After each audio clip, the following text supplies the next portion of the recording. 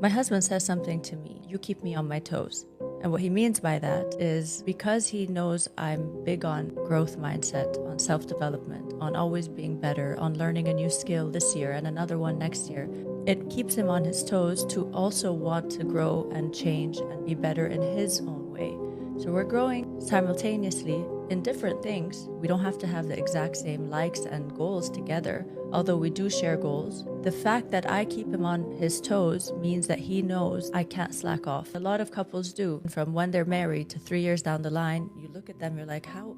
They didn't look like that when they first got married. Exactly. They didn't behave that way. They become very routine, and not in a good routine way, instability, but more in a lazy way, while keeping me on my toes as well. I watch him, how he meditates early, how he reads every single day. And when I find myself not reading for 2 weeks, it puts me back in place. I'm like, oh, I need to keep my game up. The idea is you're not supposed to stay the same person forever. You are meant to grow and change. You're supposed to be someone else in 10 years. I don't think it's healthy for someone to stay who they are. You're not supposed to be and think and do the way you have been from 20 to 30 to 40 to 50. For your partner to continue to be attracted to you, you need to grow yourself as well. If he watches you not growing, but he's the only one developing, you're going to lose him. Vice versa. If the wife starts growing and becoming somebody and the man is just not putting any effort into himself anymore, she won't be around forever. Always leave a man wanting more.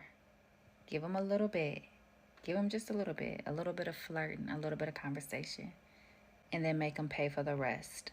Leave an impression. Do not overstay your welcome, because that will leave him wanting more. He will remain interested.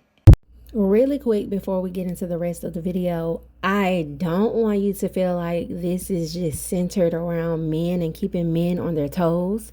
Although that's what you'll hear from most of the creators in the video, I really want you to be comfortable with keeping any and everyone on their toes about you. People in the workplace, your family, your friends, your kids, anyone. Just be comfortable with keeping people on their toes about you.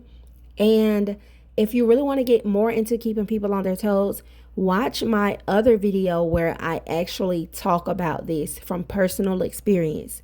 This is just a video from other creators because, as you know, I love to give you context and conversations from other people because something they say might click better than something I say. So that is just a disclaimer. I really don't like to make videos that are always all about men. So take the meat, spit out the bones. See you in the next one.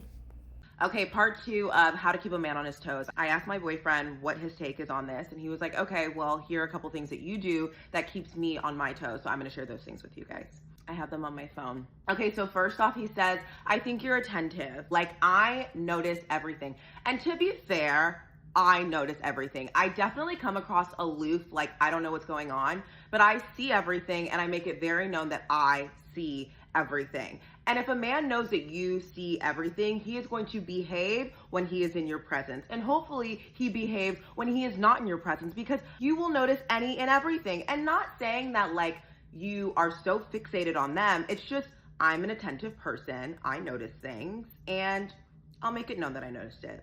Keep you on your fucking toes.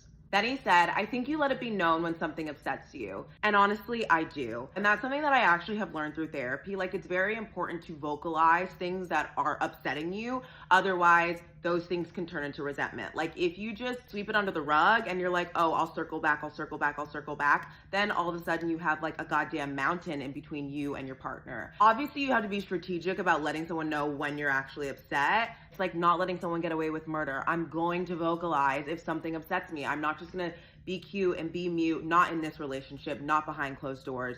Absolutely, I'm gonna wait for the right time, but let it be known if something's not going in accordance to what you allow, because what do they say? What you allow will continue.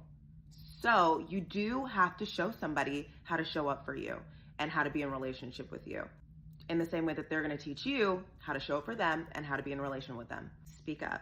Closed mouths don't get fed. Long story short, I'm attentive, I notice everything, and I let it be known when something upsets me. The easiest way to keep a man on his toes is make sure that you always have yourself together. It's something that you can easily control yourself, and it makes you feel good in the process. There's nothing better than having your hair done, your nails done, body BT. I mean, if you want to have that man on his toes, you go out and you make sure that you let him know that with or without him, baby, you will be okay. You know what I mean? Because sometimes men simply get ahead of themselves, and there's nothing wrong with showing him who you are by how you take care of yourself.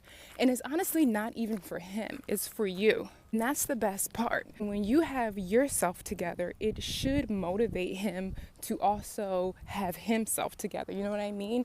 It should be an equal partnership in both of you guys taking care of yourself, not just for each other, but for yourselves. Put your foot down when you're dating. Put your foot down. Don't bend, don't sacrifice, don't abandon yourself, don't betray yourself for the sake of having somebody. When my husband and I were dating, when he was practicing courtship, I wasn't playing with him. Trust me, I wasn't playing with him. He knew what I wanted. He knew that by our conversations. He tried me. At one time, he did. And I said, I was about to block you because you're getting on my nerve. All that inconsistency, baby, I love you. I'm sorry, honey. But he had some moments, and I'm not a person who punishes you for isolated event, but I look for patterns. Luckily, it wasn't a pattern, but I made it very clear what I wanted, what I was looking for, what I was not going to tolerate. I'm big on communication. And he had to learn that very early on. And he was so consistent after that. He was like, no, I'm not going to lose you behind some failures that I have. And he got it together. And that's what I mean. If somebody really wants you and they're serious, they will listen to you and they will get it. It's something that I like to do to friends of mine, and I want you to use it. I like to send text messages to friends of mine at random times of the day that just say, what's your ETA? I love knowing somewhere across town somebody's frantically rifling through emails and text messages in their underwear, trying to figure out what they agreed to do with me. They write back, what? And then I write, yeah, we're all seated, better hurry. Then they write back, where? And don't respond. Ever again. Delete them from your phone. Cut them out of your life.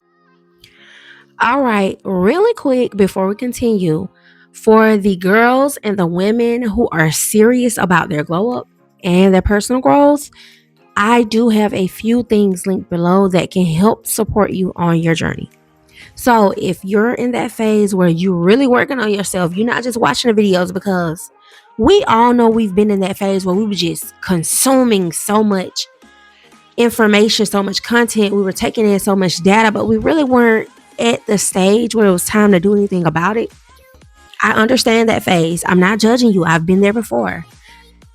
I don't think I'm there with any other thing in my life. Like some other stuff, I might still be at that phase, probably with going back to school right now or something like that. I'm consuming the content, but I'm not actively doing it. But for the most part, I'm actively doing everything. So if you're in the phase where you just consume it, that's cool. This little break ain't for you. This is for the girls and the women who are really working on themselves and rebuilding their mindset to just become a better version of themselves. Take a look at the description after this video, because I really need you to know that the stuff in the description below, I've been through it. And any little thing that you read or that I say in the premium stuff down below, it might just click and set something off for you. But let's get back into the video. I didn't want to make this little rant too long. He hasn't texted me all day. Baby girl, it's okay. The next time he does send you a text, he's going to say, what are you doing? All you got to do is say, I'm slowly losing interest. How about you? Now watch him straighten the fuck up. I love being the guess what friend, because then I can be like, guess what? And they're like, girl, for you, I'm fresh out of guesses. What the fuck did you do now? 3 ways to keep a man on his toes.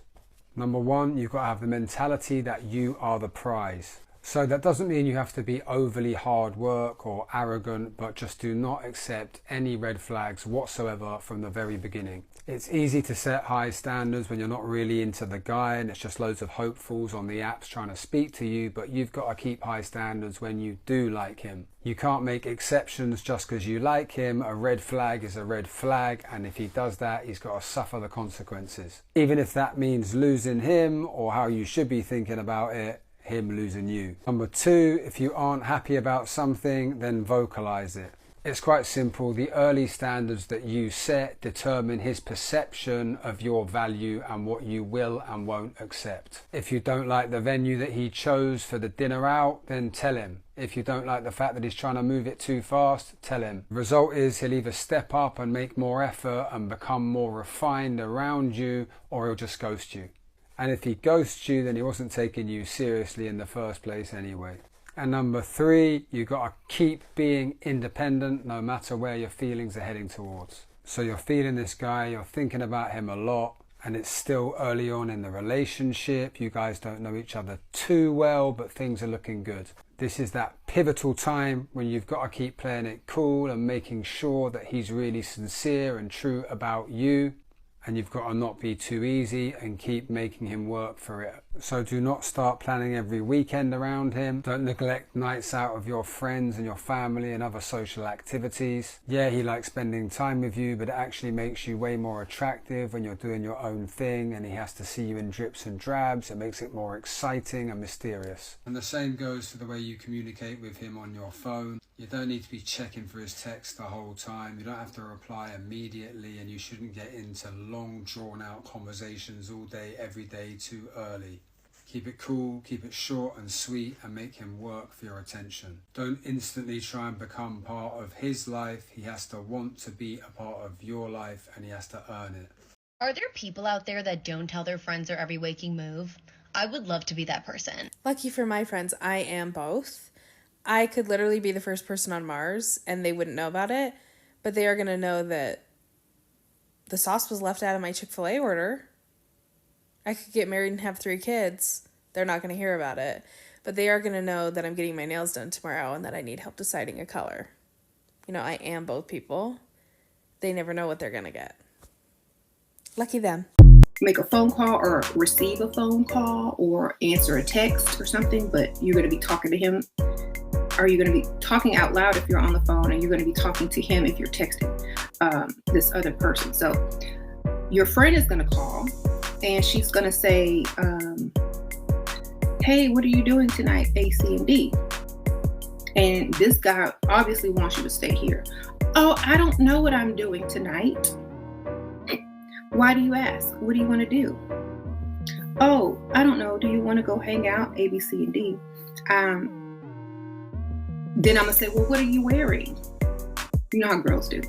Oh, I'm wearing this cute dress I got from such and such place, and my such and such purse with this. Oh my God, I love that dress and I really want that purse so bad.